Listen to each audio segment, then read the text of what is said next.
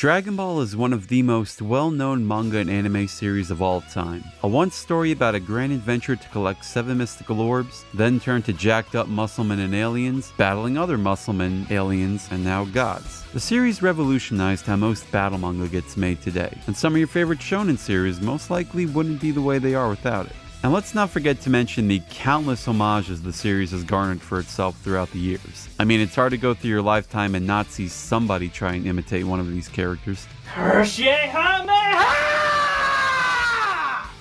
the police on him. The creator of Dragon Ball, Akira Toriyama, has gone on to say that the battle aspect of Dragon Ball comes from classic martial arts films, ones usually starring professions in that regard, such as Bruce Lee and Jackie Chan. Toriyama has never been shy to include things he loves into his work, especially that of movies, such as Alien, Terminator, and of course, Godzilla. Hell, Toriyama even had a cameo as an extra in the 1984 Godzilla movie, though it's really hard to spot him in the actual film. Speaking of cameos, in this video I'm going to try and find 10 Godzilla or other kaiju that appeared in Akira Toriyama's works, even outside of Dragon Ball. With that being said, let's dive in. Please consider both liking and subscribing, it really helps. Number 10. Baragon at the Briefs. This is probably the most well-known one on this list, hence why I'm starting off with it. Goku, the protagonist of Dragon Ball, asks the help of a police officer to help try and find his friend Bulma in West City. When the two make it to her place and are welcomed inside, they venture into an indoor garden where Bulma's dad takes in stray animals, and apparently kaiju. And it's in this shot where we could see Baragon peek his head out at the officer. Hey, at least he and all the animals are safe from Frankenstein, if you know what I mean. Number 9. Baragon competes in a tournament. In the milk delivery episode of Dragon Ball, Master Roshi, Goku's first mentor, tells both his pupils that they could possibly be ready to compete in the Tenkaichi Budokai, which is a martial arts tournament. Krillin, Goku's best friend, tells Goku about the tournament and about all the strong fighters who participate in the sport. Baragon is shown to be one of the fierce competitors, Burning, who appears to be a Bruce Lee wannabe. This moment, however, only happens in the anime and isn't shown in the manga. The same could be said for our previous entry. I guess someone at the animation studio just really liked Baragon. Number 8.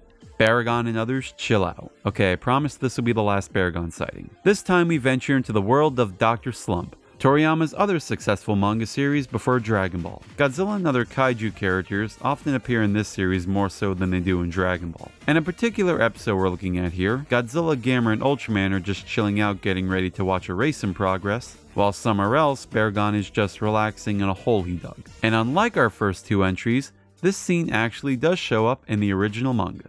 Number 7. Gamera's son? In the 13th chapter of Dragon Ball, Goku pleads help from Master Roshi to help put out a gigantic fire at Mount Frying Pan. Roshi agrees to help and calls the assistance from baby Gamera to help fly him to the fire, which he does just that. The creature is a clear homage to Gamera, given both the design elements and obviously the name being exactly the same, minus the baby part. A little interesting bit of trivia is that another baby Gamera actually appeared earlier in an issue of Dr. Slump. It's most likely not the same character given that some of the design is a bit different, with the obvious thing being is that this one is sucking on a pacifier. Both anime adaptations also include these moments, and Baby Gamera also appeared a few more times in Dragon Ball Super. Sadly though, he never comes out of his shell in these moments. Number 6. King Ghidorah in the crowd. In episode 96 of the Dragon Ball anime, Goku and Krillin are competing in the semifinals of the 22nd Tenkaichi Budokai. Goku vanishes during the fight and Krillin looks around the arena confused on what's going on. As he's doing so, we can see in the background King Ghidorah is one of the many spectators viewing the match. I guess he's just a big fan of martial arts tournaments. Number 5. One-shot Godzilla cameo. Now what we have here is a one-shot manga called The Adventures of Tung Pu, which kinda served as a precursor to Dragon Ball, as it was released roughly a year before it. Anyway, midway through the story, a chibi-looking Godzilla could be seen wandering on the planet in a single panel, with some other odd-looking creatures, the sun included. Now, I may be cheating a bit on this one. Though the creature does have some likenesses to the King of the Monsters, nothing really specifies that it is supposed to be a nod to Godzilla. Then again, most of the cameos don't really specify who they're supposed to be, so why not include it? Number 4. Rodan chilling in the heat. In episode 152 of the original Dragon Ball, Goku and his soon-to-be wife Chi-Chi venture to the Dark World on a golden cloud in search for a magical furnace. Yes, if you've never seen Dragon Ball before, it is very wacky, and I really love it just because. Anyway, while flying, a Rodan, or at least a creature that resembles Rodan, can be seen in one shot. Number 3. Kaiju on Wonder Island. Again, what we're looking at here is another short-lived manga series Toriyama put out in 1978 called Wonder Island. It also being the first manga he put out that was published. In Chapter 2 of this series, several kaiju nods can be spotted in places throughout the story, such as Godzilla spewing out of a gun, King Ghidorah getting his necks tangled up, Kanegan from Ultraman making a guest appearance, Ultraman himself could be seen in a brief moment battling Paimon, or maybe Garamon from Ultra Q. There's a shot where the characters are wearing both a Godzilla and Paimon suit, and the monsters are even referred to by their names, so that's really cool. Number 2. King Kong the Queen Gorilla. I guess we should include a King Kong one in here. In the 62nd chapter of the Dr. Slump manga, Arale, whom I forgot to say is the main character of Dr. Slump, tells one of her friends if she could be transported into a book to meet King Kong, or King Gorilla as he's called here. Supposedly he is called King Kong in the Japanese version of the manga, but I can't confirm that. The TV version, though, actually does change the name to Queen Kong, which I'm sure has no relation to the actual schlock movie of the same name. You can't eat me! I'm Jewish! I'm Irish! I'm black! The anime also adds additional footage of Kong not shown in the manga, and they definitely take advantage of Kong being a female in this one. Either that or he just likes cross-dressing. And number 1.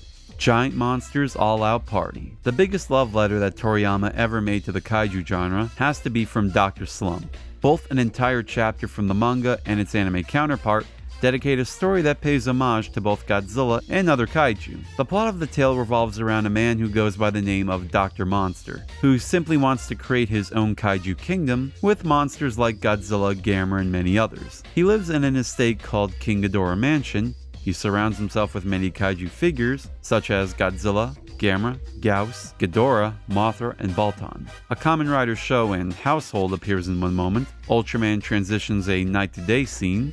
The manga version brings up that Godzilla has a secret love interest. The actual Godzilla roar can be heard early in the episode. A Baragon toy can be seen in Dr. Monster's lab. And yes, I lied, there was another Baragon sighting. As a final note, Arale gives Dr. Monster a little lizard that she says is a baby Godzilla. She gives it to him as a thanks for getting her a baby Gamera earlier on in the story, technically making 3 baby Gameras in Toriyama's world. And if you noticed on the quote baby Godzilla, you could see it wearing an eye patch, which is an obvious nod to Dr. Serizawa from the original Godzilla movie.